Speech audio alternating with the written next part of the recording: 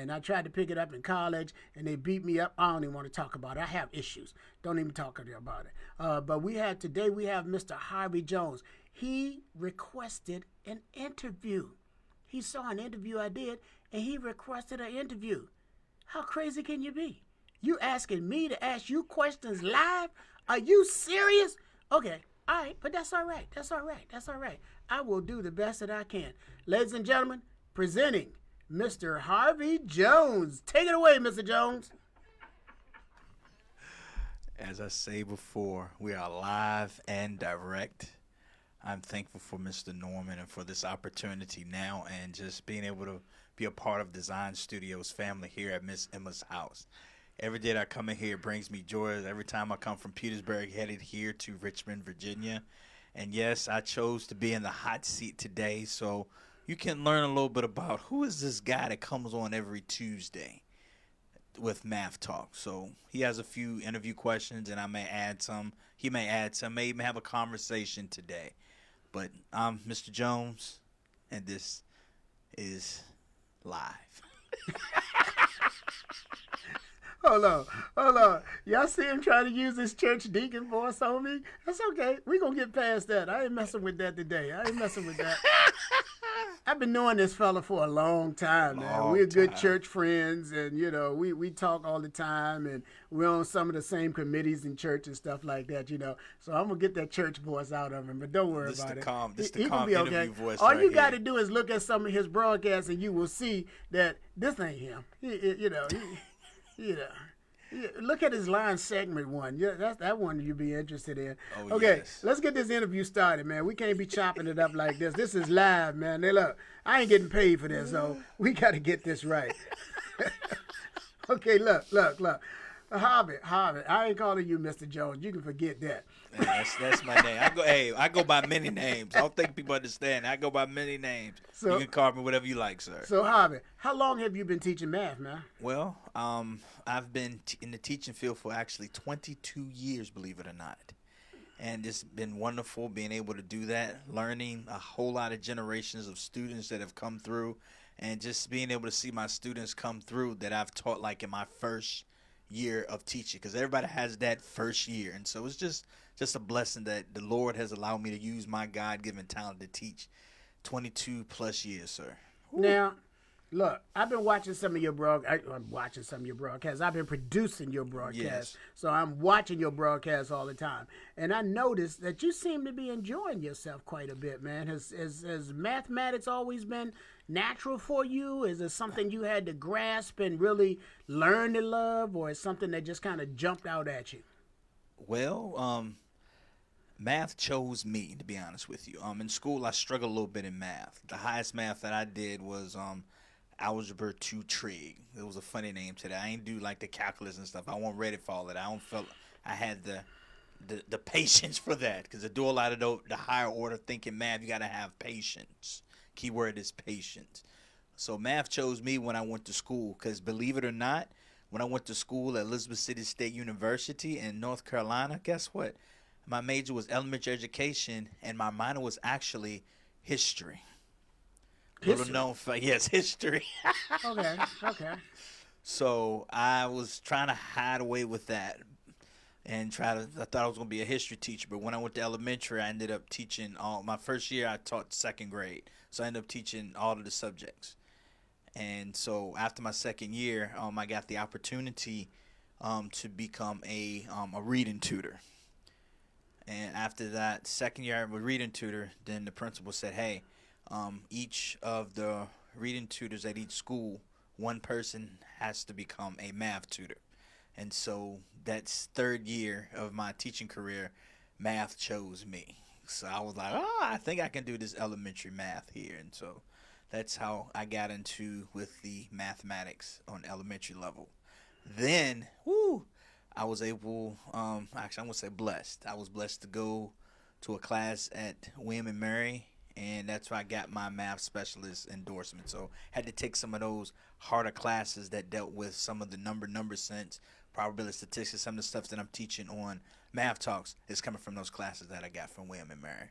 So math chose me. So let me ask you: you teach elementary math. I know you teach third, fourth, and fifth grade on virtually. Yes, sir. So have you ever taught like high school, or is this your forte? Is this where you want to be?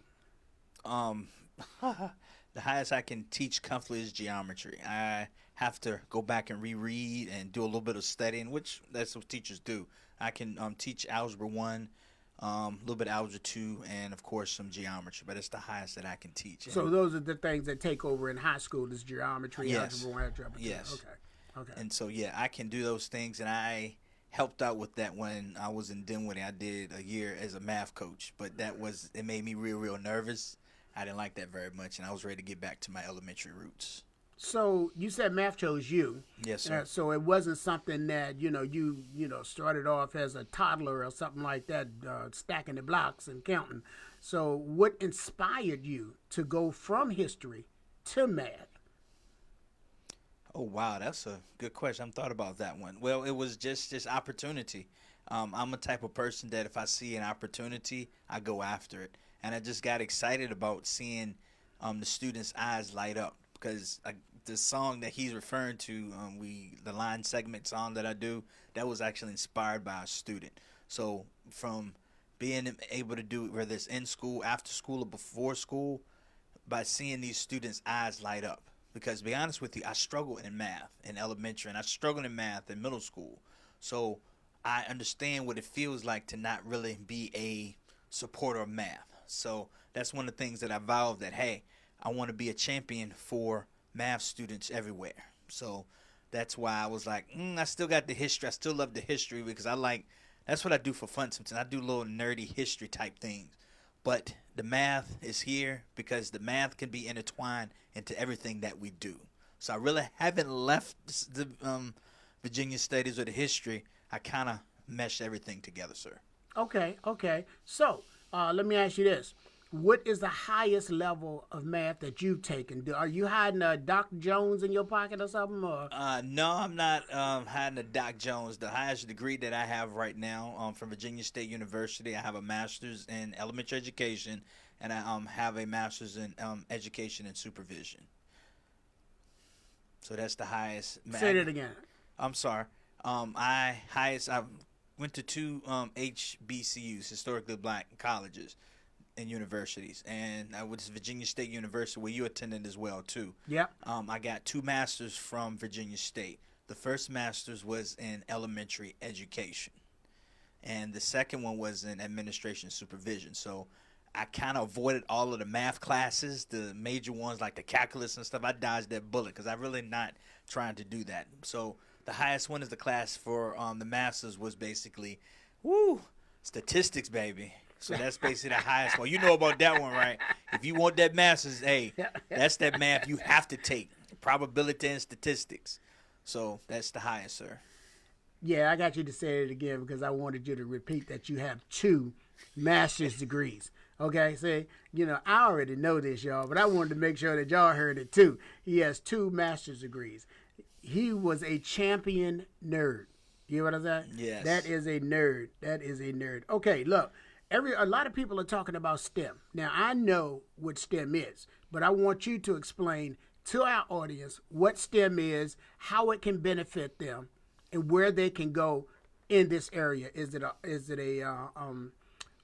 special area, or can anybody be there? Can anybody be a part of STEM? Talk to me about that. That's a big broad category. Let me start by saying STEM is the original acronym for science, technology, engineering, and math. And it depends on where you go in the community and what schools you go. There are a variety of things where they include the reading in that, calling it STREAM. But when we talk about that, that is the way of the future. And every school does it in different ways. In Petersburg City Public Schools, where I work, we have a STEM lab. And in that STEM lab, we have a whole lot of different science experiments in there, because the basis is science and using what we call the scientific method. And with the scientific method, that is tried and true, doing different experiments and doing it in the correct way. Because the job is to try to repeat that. Now, some are saying, why we got to do all of that? Because that's how we got the cell phone. Whoa, That's how we got the computer. That's how we got this camera we're looking at, because somebody did the scientific method through STEM activities. So it's nothing new. We've always done STEM, but now we want to, as the T for technology is coming to the forefront, because I need everybody to understand is watching this. There are jobs that have not even been created yet for the students that are in elementary school right now, and that's why we want to give them those STEM classes. And one of the key things in STEM that we're pushing right now is called coding, because that's talking the computer language. And there are a lot of coding classes for free that you can go do this summer. And coding.org, I look at that up again, but coding.org, or just Google that. And there's some games where they got like this thing called Angry Birds, and you can design your own games. So a lot of these children nowadays like to do what? Like to play games. So it would be cool not just to play, but actually to make some money and design your own game. Number two, with the science, technology, and math we're trying to do is we have some kid millionaires in this world right now because they're developing their own apps. So you have to be taught these type of skills and got to be interested in these type of things to deal with that. And the other thing with STEM is the history behind what's going on. One of the greatest movies that's out there is that one with my girl, Taraji, Hidden Figures. I really enjoyed that movie because that is a math-based movie about Miss Johnson and how she did all the calculations to help those men get to the moon. So guess what? All of that is STEM. It's the history of our science. It is where we were and where we're going to be going. So it's about reading. It's about going out there doing experiments. STEM is about doing the engineering. It used to be a camp. I'm not sure what happened to limited things. Hopefully they'll bring that back. It used to be the Richmond area engineers used to put on a camp at Virginia State University. And through there, you get to build bridges, build structures.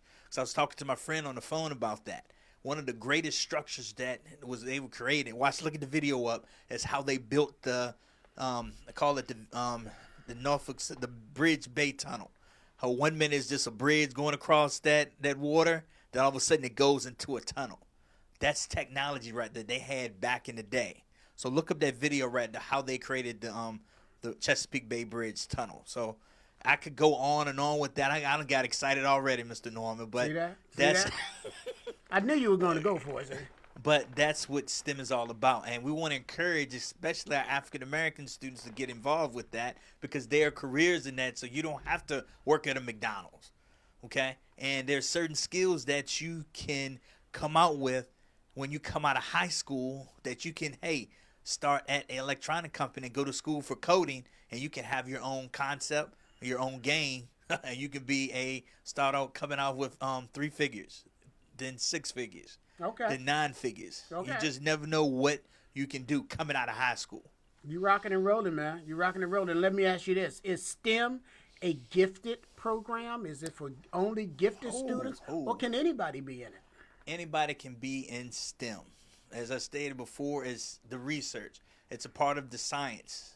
Okay, so if you have an interest in the sciences, the biologies, the chemistries, okay, any of those things right there, the earth sciences right there. Okay. How does this earth work? From the volcanoes, plate tectonics, all these the oceans, biology, dealing with the animal life, dealing with the plants. All of this is STEM. So if you have an interest in all of them, then guess what? You're already doing the STEM, but it's just taking it to the next level. Okay. Now look, I was just thinking about something. You brought up a thought in my head. I remember one of your shows where you did science projects. You did some little testing things. You actually took some of my favorite candy and ruined it. Took my Skittles and absolutely ruined it. Did not offer me one. Not one red Skittles did I get, folks. Y'all hear what I'm talking about? That's okay. No. That's all right. I'm going to take it. Look, I'm going to make you pay for it. But you actually did a lot of little science projects. So you're a math teacher. Where's the science coming from? See, there you go. Why are you answering the hard questions today? I told That's you why you call asked it for STEM. this. It's the STEM, science, technology, engineering, and math. That's why we put all of that together because all of it is one. One of the things that drew me to the math and to the science you asked before is, check this out, they intertwine with each other. So especially when it comes to the scientific method, when it comes to measurement, when it comes to graphing. Those are things that I'm saying as math, but we also use those things in the science field as well too. So that's going to be important that you kind of do both. So when I was doing that at Math Talks, I had to talk about math with the experiment. And I need to redo that one with the Skittles because I want to get a better angle of that so you can actually see the rainbow. And of course, when I come back, I'll bring you a regular bag of Skittles so you can taste the rainbow. Now we talking. Now we talking. Now we getting there. Now we got to the real deal because you know I like to taste the rainbow. Yeah. All right. Look, let me get real with you for a minute here. Yes, sir. What percentage of African American students are in STEM programs? Is there any number you can put on that? Or based on your teaching, I know you may not know all the direct specifics, you may, but based on what you've been seeing in the school systems, where do we stand? Right now, I can't give a direct answer because I know some research out there that did a survey on that. I can give you that later on. But through my experience within the schools, all the kids are excited about STEM. Why? Because number one, it's hands-on, okay? Mm-hmm. And number two, it's real life. Like you just mentioned the Skittles, okay? Who else could you do it? This is a science experiment where, hey, I took some Skittles, put them around the plate, and the Skittles, once I put them in water, they actually dissolved because sugar dissolves in water, okay? So that's why the experiment worked right there. And it's being able to understand why, hey, if I put water in the freezer, what is it going to do? It's going to freeze. Okay, if I put it back at room temperature, the ice is going to melt. If I put water in a we call a pot and boil it, then guess what? You're going to see steam. Kids are excited about STEM is because it actually makes some kind of sense. You understand, like, wow, we watched a video about 6 weeks ago watching this chameleon change colors in front of our eyes based upon the background that it was in. Okay, so everything is real. Even though some people have different opinions on how they feel about snakes, guess what? That's science. Okay, I can remember back when I was in high school, we had to do the infamous "let's dissect the fetal pig." I don't know if you remember doing that. Yeah. And you'd be able to see the insides of that. So some people say, "Ooh, that's gross," but hey, nowadays these youth like getting their hands dirty. These youth like to see something that keeps their attention. That's half the battle right there. And a lot of these STEM activities, do that. And then what I said earlier, gaming. A lot of our African American youth like to play these games. I forgot one called Fortnite. And guess what? Somebody had to come up with an app. Someone had to actually program to make this game Fortnite work. So check this out. So yes, STEM is everywhere. And African Americans, boys and girls, are getting into it in some form or fashion. Because once again, it's science, technology, engineering, and math. So, and then some people include the arts, like the music, like the actual art, like the art painting. All that's coming together. So it's dealing with both sides of the brain to make each child a well-rounded person. Cool. Now look, this STEM can be activated. I mean, you can get into STEM in the elementaries and carry it into high school. Is this something that carries on to college? And can you get credit for being in a STEM program? I know when I was in school, I was in school and college, and a lot of stuff that I did, I wanted to stay on as part of my quote unquote resume of college. Is STEM one of those programs? I have to look at the individual universities or the trade schools or like a Richard Bland College is a junior college. Each university and college is doing something different. So you got to do your research. Do your research, number one. But understand, in college, every department everybody's departmentalized. Mm-hmm. And what I mean by that, usually you have science department, you have a math department. It depends on the university. Some are together, some are separate. You have, like at Tech, good gracious, you have a whole engineering department. Okay? So the STEM kind of brings everything together. But it depends on which college you're looking at. Do your research to see which departments they have and to help you become that STEM person you want to be. Okay. I noticed you mentioned my alma mater, but you also said that you've been to a couple of different colleges. I know my alma mater is a HBCU. What is the other college that you went to, if you did yes, go sir. to another college? Yes, And sir. also, what are the benefits that you found going to a HBCU? Woo! You asked Oh, the you hard asked for questions this. today. You asked for See, this. there you Remember go now. again. Remember All now. right, number one, I went to the HBCU in North Carolina, known as Little Liz. Little Liz in the house. That's called Elizabeth City State University. And I'm not gonna go into details about the killing that happened down there. That hurt me. That hurt me around there because that wasn't going on when No, I we was ain't at the doing that school. today. That's another show. That's another show in itself. But yeah, it's the same. It's the same when I was down there. The benefits of it was being able to be in a small setting and understand Elizabeth City State University started off as a teacher's college. So I wanted to become a teacher, so I went to the school that way you become a teacher. So they are accredited and they're going to keep that accreditation right there. Going to HBCU, you're able. I was talking to my brother on the phone this morning on the way up here to Richmond. I miss the sound of a tuba. Okay, I miss the sound of the quads playing. So I The can't boy wait. is a nerd. I can't wait until these football games start up just to hear that womp womp womp womp womp womp womp womp womp. I'm sorry. Somebody watching is going to understand what that sound is right there. But hearing that tuba, okay, hearing those horns, hearing those quads, hearing that bass, okay, hearing them clarinets. I miss the music, okay. I miss the culture. I miss being able to be taught by somebody that looks like me. And I went to Little City, a small college, but guess what? The professor knew my name. I wasn't just a number like if I had went to a tech or I went to William and Mary for my undergrad. So going there, you get nurtured because everybody wants you to be a success. Everybody wants you to give back to the community. And that's what I feel HBCUs do. They nurture you and they cultivate you, and plus you learn something about yourself. You get to learn the history of you and where you come from. Okay, look, this is strictly personal. Strictly personal. No disparaging remarks toward any other school, university out there. I'm prefacing this.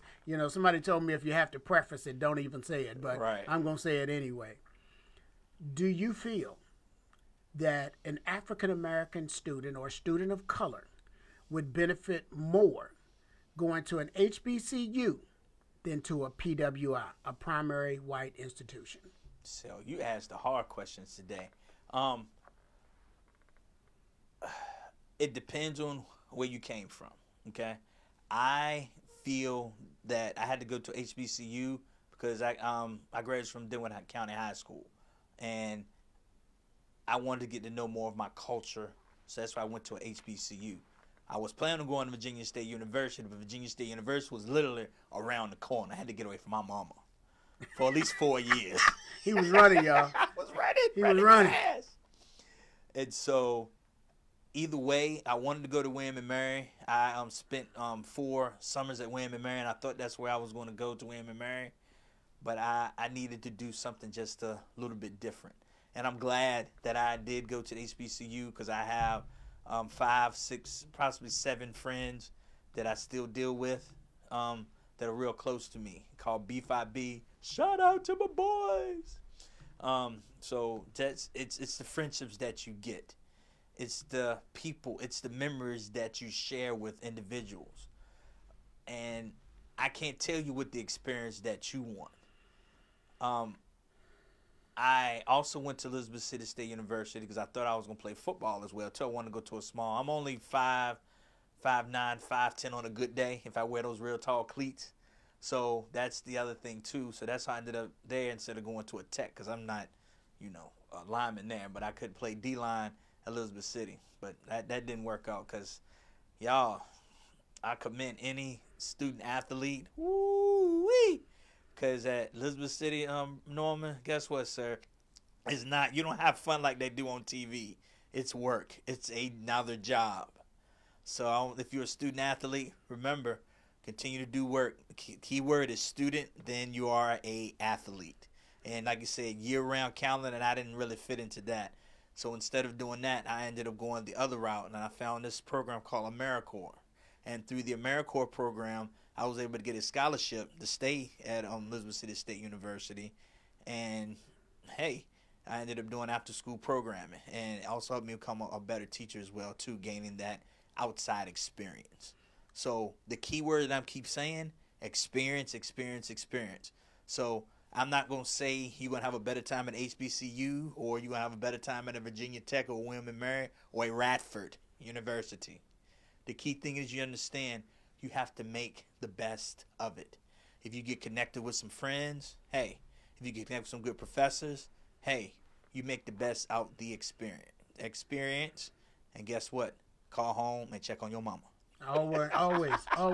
Because your mama going to be calling you. And that don't mean, no, we going somewhere else now. I ain't going there.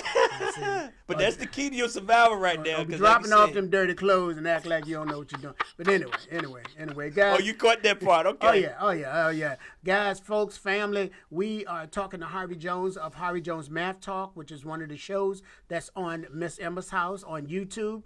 I encourage you really to tune in and take a look at it. If you have children that are in the 3rd, 4th, and 5th grade, we are rolling all the way through the summer.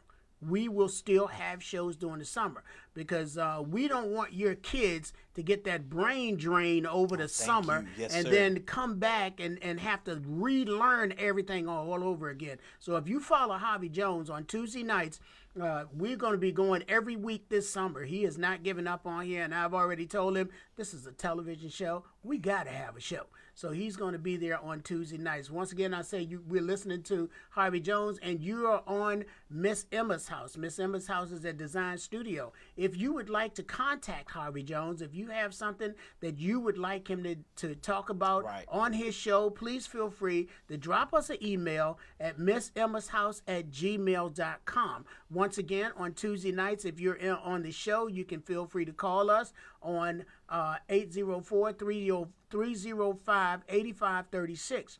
Call our office at 804-375-2740, and I will make sure that he gets anything that you have given to him to talk about, to bring up. He does not mind going back over stuff, whole numbers, prime numbers, composite numbers, angles. You've been paying attention, Norman. You've been paying attention. I'm trying to watch a little bit, man. As long as I got to produce the show, I might as well pay attention to what you're doing. Circles, baby.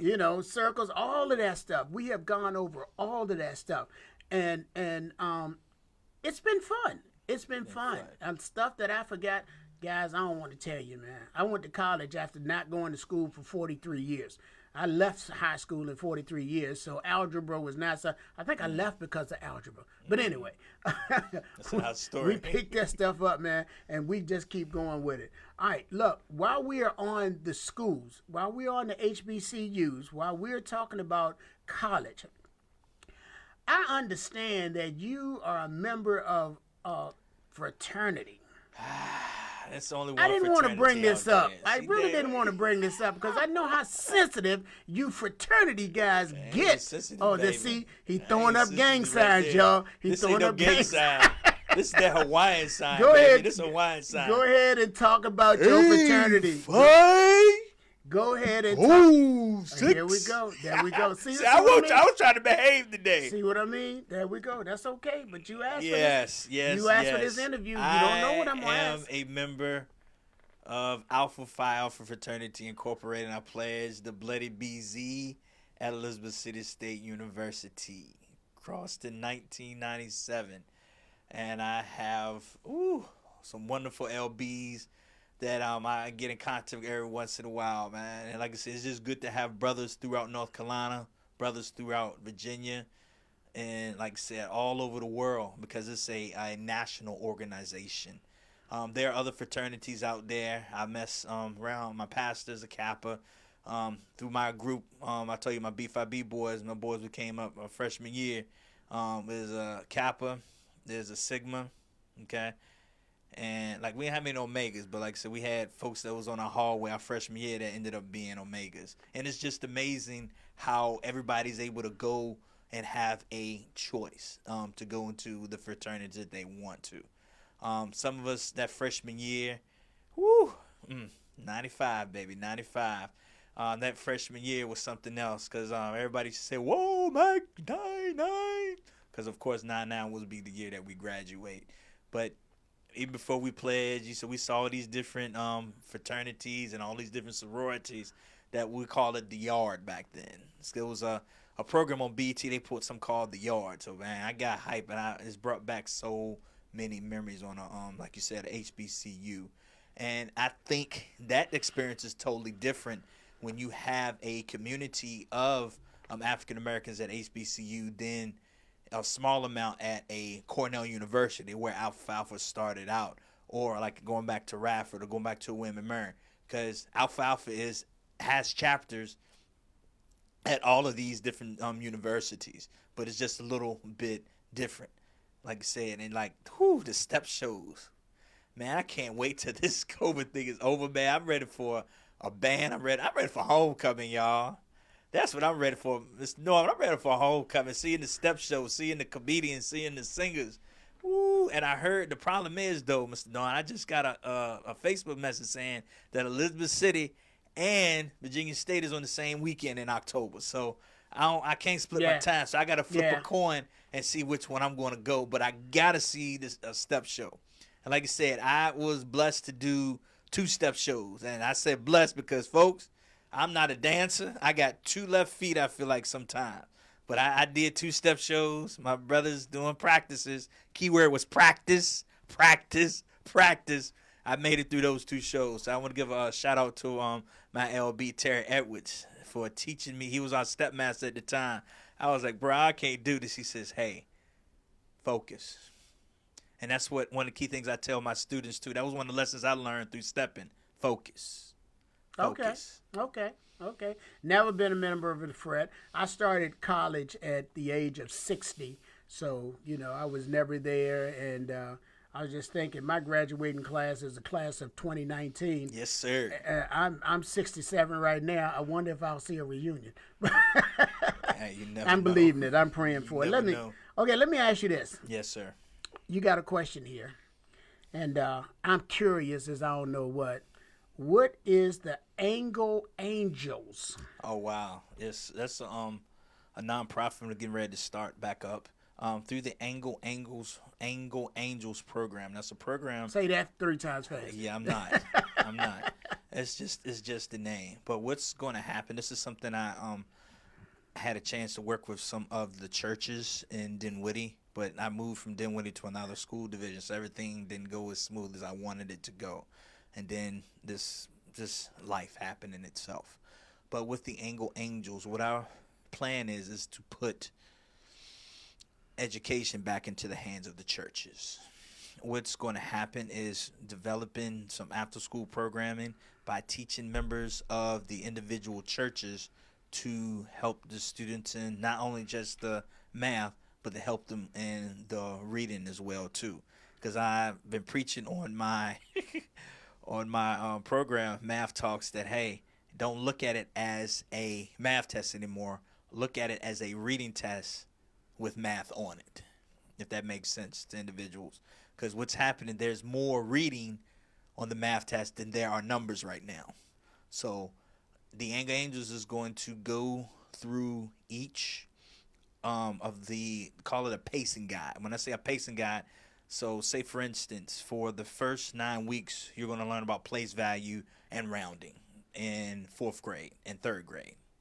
So I will go to the churches. I will, prior to them doing that, those individuals that are in their churches or in that community. So it's basically bringing the community together. So they don't necessarily have to be a member of the church, but the goal is each individual, the Angle Angel is actually going to be a person, okay? And through the videos that we have been developing and through some other teaching, guess what? you're going to have somebody in the church that either can help you facilitate virtually with the video or be in person with you. And so basically, I am doing what I be saying all the time. I'm multiplying myself. So I'm the first angle angel, and I want to make other angle angels. And I'm starting in the Petersburg, Dinwiddie area. So if any local churches want to join me in this effort, please do that. And I started up with Dinwiddie United Churches with Pastor Northam. He was president at the time of the Dinwiddie United Churches. So I'm great to get in contact with him again, and then get in contact with some of the pastors in Petersburg. Which I need to mention one more thing, Mr. Norman. It's important, very important, that as schools today, we have to have stakeholders. Those are the individuals within our community to help us. Because there's a deficit in reading, there's a deficit in math, because a lot of people didn't get the education that they needed by being at home. Okay. And it scared me just a little bit, because this time, this was kind of out of our control because of the COVID. But guess what? They did this back when they tried to integrate the schools. Learn your history, folks. So they shut down schools. So for a period of time, guess what? There was a certain group of individuals that missed out. So guess what had to happen? The churches had to go back to helping the kids read, write, math, learn the history, do the science. So that's what we're trying to do with the Angle Angels program. So please join me. And like I said, contact me here, and we're going to make it a movement through this area. Okay. So let me ask you this. Is this I know it's not strictly a math program, but are we talking about homework help, SOL training, or what? Just basic, of the above. Just basic school. Just basic all of the above. It's going to be, I call it an extended learning program. Because some students don't feel comfortable with certain teachers.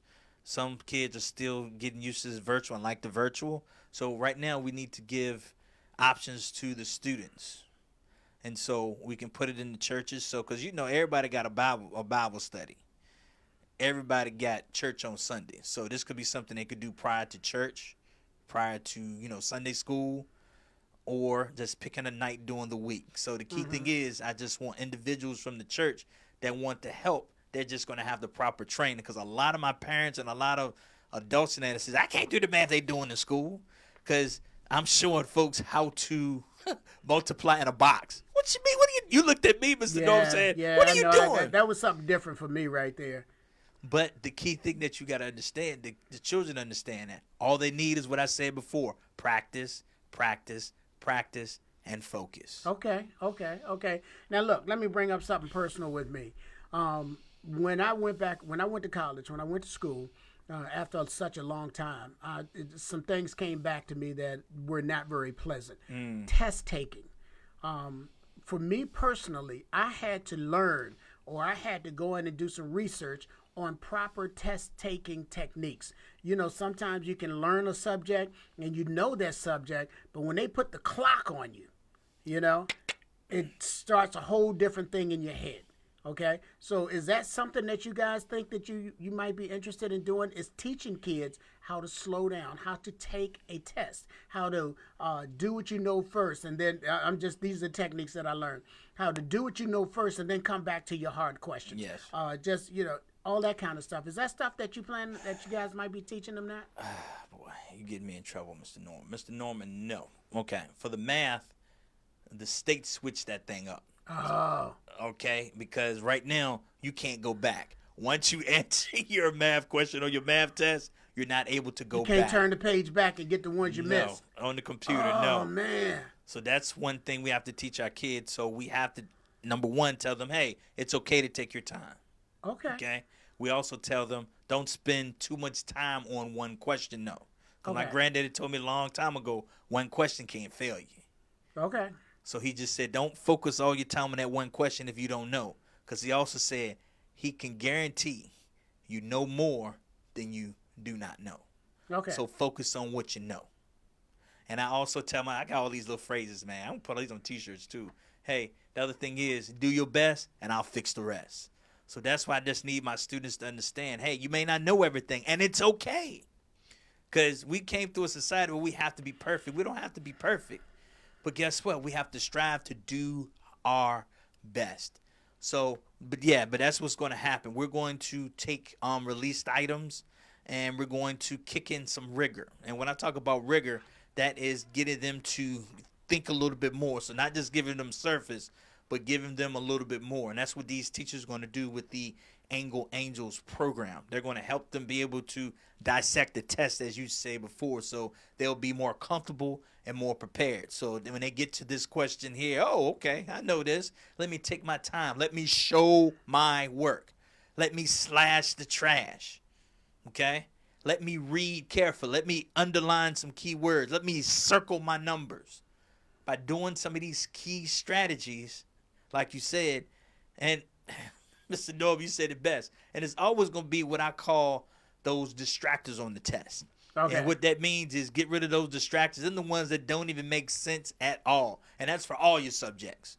So we're going to be teaching some of those things. We're teaching those skills. And we're also going to be able to go back. As I stated before, a lot of our kids are possibly 1 to 2 years behind. So you may be in 3rd grade, but you might need some of those basic counting skills from 1st and 2nd grade. So those are the type of things that we want to put in place within the Angles Angels program. Okay, so look, let's do this while we got you here. I want you to give everybody a way to contact you. Oh. Churches that can contact you to initiate the program in their church or their community. If people want to make donations to this program, because this will be a nonprofit program. Yes. I think I heard you say. Yes,